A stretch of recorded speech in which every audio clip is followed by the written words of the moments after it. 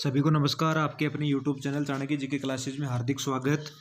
आज का अपना टॉपिक है पंथ निरपेक्षता, धर्म निरपेक्षता, सेकुलरिज्म।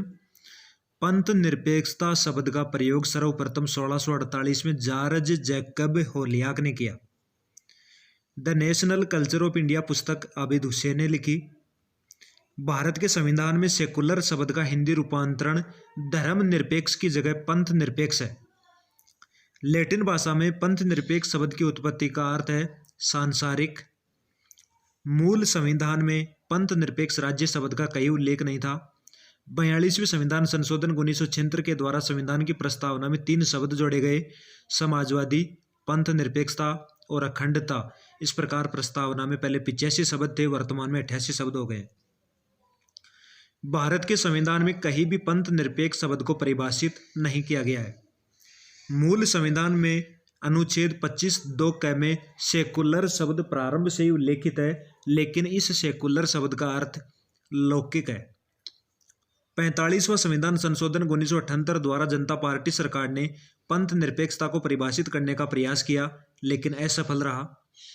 एसआर मुंबई बनाम भारत संघ 1994 में उच्चतम न्यायालय ने सेकुलरवाद को संविधान का आधारभूत ढांचा माना।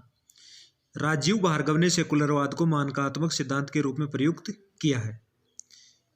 एक धर्म का प्रभाव होने के बावजूद वह अन्य धर्मों के प्रति सहिष्णु रहे, ऐसे समाज को सेकुलर बहुसंख्यक कहा जाता है। सेकुलर बहुसंख्यक शब्द धार्मिक बहुसंख्या का विपरीत शब्द है। सिद्धांतवादी अलगाव उसूली फासला शब्द राजीव भार्गव द्वारा दिया गया। रोनाल्डो ड्वार्किन ने भी इसका समर्थन किया है। राजीव भार्गव ने भारतीय सेकुलरवाद की 6 विशेषताएं बताई हैं। राजीव भार्गव के अनुसार भारतीय संविधान द्वारा एक दूसरे से असंगत दिखने वाले मूल्यों को एक साथ लाने की कोशिश भारतीय सेकुलरवाद की बहुत बड़ी ताकत है। राजीव भार्गव का कथन है, केशवानंद भारती बनाम केरल राज्य 1973 में सेकुलरवाद को भारत के संविधान का मूल ढांचा माना है। 31 अक्टूबर 2019 से पहले पंथ निरपेक्षता जम्मू कश्मीर पर लागू नहीं थी। संदर्भ युक्त सेकुलरवाद में संदर्भ युक्त नैतिकता आती है। नागरिकता सिटीजनशिप। नागरिकता का स्वरूप एक ऐसा प्रश्न है जिस पर आम सहमति नहीं रही है, अरस्तु ने कहा है। बहुआयामी नागरिकता का विचार हिटलर ने दिया। नागरिकता राजनीतिक समुदाय की पूर्ण और समान सदस्यता है, टीएच मार्शल ने कहा। संवैधानिक आज़ादी की संस्थाएं केवल उतनी ही समर्थ होती हैं जितनी जनसंख्या उसे समर्थ बनाती है, हैबरमास। सक्रिय नागरिकता से राजनीति का लोकतांत्रिक स्वरूप बनाए रखा जा सकता है, हन्ना अरेंट। सिविटा साइनोसर्पिगो, ऐसी नागरिकता जिसमें मताधिकार न हो। प्राचीन ग्रीक नगर राज्य सक्रिय नागरिकता के समर्थक हैं। प्राचीन रोम राज्य निष्क्रिय नागरिकता। ग्रीक नगर राज्यों में सक्रिय नागरिकता थी और रोम राज्यों में निष्क्रिय नागरिकता। कार्ल मार्क्स ने अपनी पुस्तक ऑन द जेविश क्वेश्चन में आदमी के अधिकार और नागरिक के अधिकारों में अंतर किया है। मातृक नागरिकता का विचार जीन इलेस्टेन व सारा रुडिक ने दिया। मातृक नागरिकता प्रवाह के नीतिशास्त्र से जुड़ी हुई है। सक्रिय और समान लिंगी नागरिकता का विचार रायन वाट ने दिया। प्लूटार्क ने सुकरात को विश्व नागरिक का दर्जा दिया। सार्वभौमिक व्यक्तिवाद का विचार यास्मिन सोइसल द्वारा दिया गया। सिटीजनशिप एंड सोशल क्लास पुस्तक टीएच मार्शल ने 1950 में लिखी। इसमें टीएच मार्शल ने 3 प्रकार के अधिकार बताए: